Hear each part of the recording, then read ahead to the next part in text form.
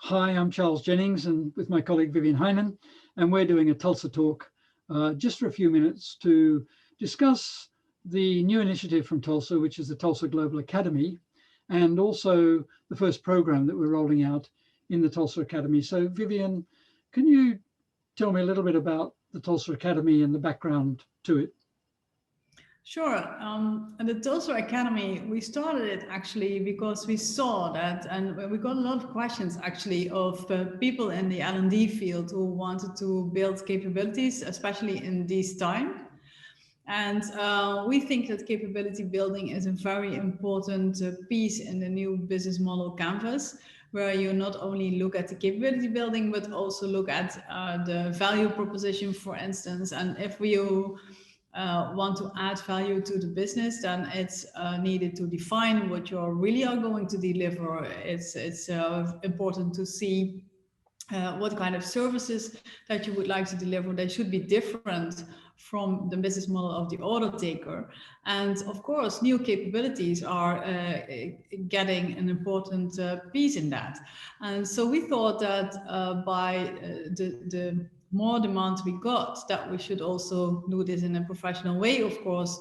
And we would like to do this in an evidence-informed way. And we come back to that, I think, a little bit later too, and make some programs that are really hands-on for people that you can immediately start with, actually, and also adding value to your practice. And that's the reason why we started the Tulsa Global Academy.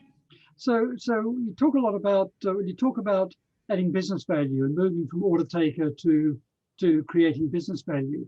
So why is this such a big challenge? I mean, aren't all L&D departments, all L&D professionals adding business value?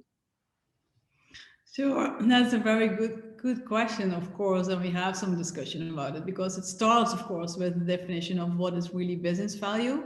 Because by, for instance, starting learning programs in the learning enabler business model, there you could also add value in terms of learning value to the business. But what we see is an increase in demand on wanting to have added value in the core businesses of your organization. So that means in sales, for instance, or in production, or in quality and safety. And that asks a different approach also from learning and development. And it's not only transferring your current training programs or formal learning programs into online programs, so you can do it in these times, but it's also looking at completely different learning path and learning and performance paths, actually. And I guess that leads to the question about the difference between learning value and business value. So the Global Academy and the programs running in the Global Academy are focused on helping L&D deliver business value rather than learning value.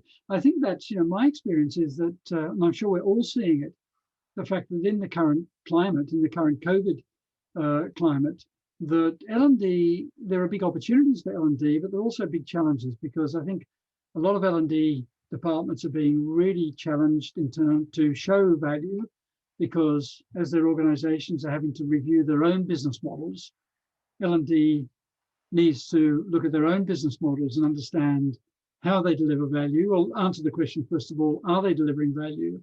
How are they delivering value? How do they show they're delivering value? And what can they do differently? So I think that that's probably a key part around this whole initiative.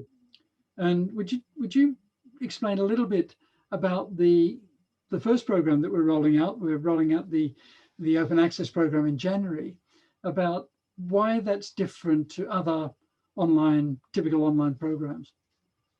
Yeah, well, actually, the name already says it a little bit, and that's really, maybe that's also nice to know for people. It's that we changed the name from 70-20-10 Expert Program into Performance-Based Learning and Development Specialist with 70-20-10 Insight, and that's basically saying what it is. It's like it's about performance-based learning, which means that if you start a learning process, you also start with what is really needed in the business in terms of, do we see performance gaps, for instance, challenges they face, and that's really in work processes deep down into the performance. And then, so when we do that first, also in the program, we start to determine what influencing factors play an important role. So that's also basically the core of performance consulting. We take a look at critical tasks, who's involved, and then we are designing a completely new performance-based learning program with 70-20-10 Insight, which consists of a mixture of solutions on the workplace, 70-20, but also some formal learning if it's needed, but also business improvement and interventions to make sure that these influencing factors are reinforced, or if they are broken, that you are going to fix them. And after that, this doesn't stop here, because so that is also really important. It's a system approach. It's not only the performance consulting, for instance, but it's also the design of the 70-20-10 solutions, plus the implementation and the measurement plan, which makes sure that you don't have any transfer problems. So that's also the promise we make to our participants, that there aren't hardly any transfer issues, because we start already in the beginning with looking at the performance. And that's also how we build our own programs. It's first of all, what performance do you need to achieve? So what do you want to deliver? And from there, we work backwards to the front.